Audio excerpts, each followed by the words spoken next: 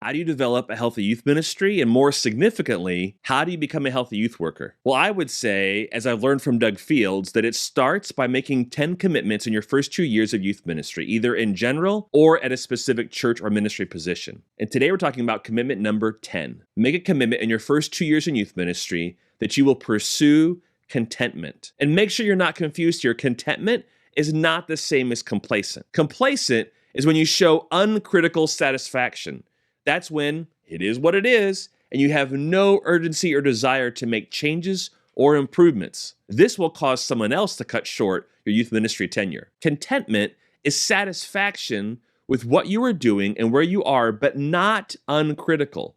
This piece of advice comes from the book, Your First 2 Years in Youth Ministry by Doug Fields. He opens the book with his top 10 youth ministry commitments, and today we're at commitment number 10. When you want to see more fruit from your work or see it faster, when you want bigger results and instant rewards, when you want people to notice or more responsibilities to be given to you, all these are signs of discontentment. Let me state the obvious just so you're aware that I know this. Ministry is not easy. Your first 2 years in general, or your first 2 years at a new location, may be your hardest 2 years. My first ministry I was at lasted 4.5 years. My second, just a little over 2 years. And my current ministry has lasted over 15 years. In each situation, the first 2 years were the hardest. For one thing, I kept going back through Doug Fields' book and working on each of these 10 commitments again. But I also experienced changes in leadership, changes in my family, changes in students and leaders, and financial challenges. And sometimes, just looking at someone else's church or youth ministry, as if they had such a better situation, it'd be nice to leave where I was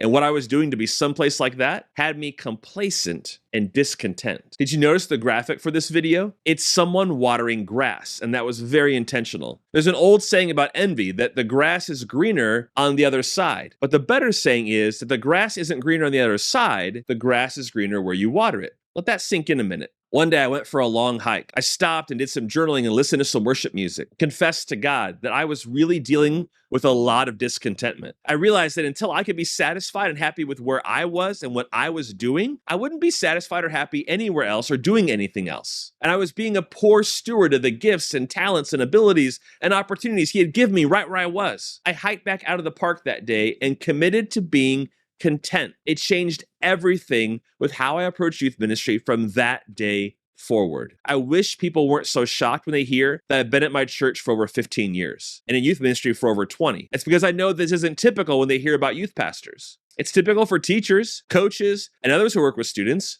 Why shouldn't it be true for us too? Doug shares in his book that one of the most frequent results of discontentment in youth ministry is leaving, walking away from your ministry. But he also goes on to say, when you leave your youth ministry too soon after arriving, you hurt the church. There are legitimate reasons for having to leave. I get that. But many are situations where the youth worker is discontent and decides to leave when it really is too early. In my first ministry, I've been at the church for almost exactly 2 years when the pastor resigned abruptly and left. With only 2 years of experience in full-time ministry, I was asked to preach on the weekends and help shoulder responsibilities of leading the church until they found a new pastor. And this was right as summer and camp season was starting, and you know in youth ministry how crazy that is. Like many of you, I was over all the kids from nursery through college age. It didn't take long before I started to burn out and develop a huge level of discontentment. I called up my old youth pastor, hoping he would side with me and help me find a new ministry. Instead, he told me this is part of ministry.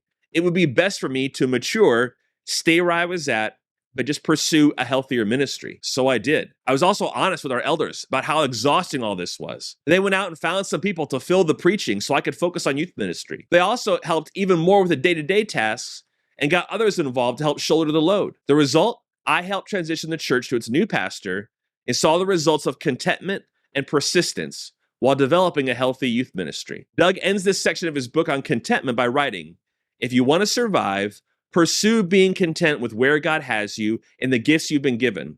Stop looking over your fence into your neighbor's yard and thank God He's using you where He has you.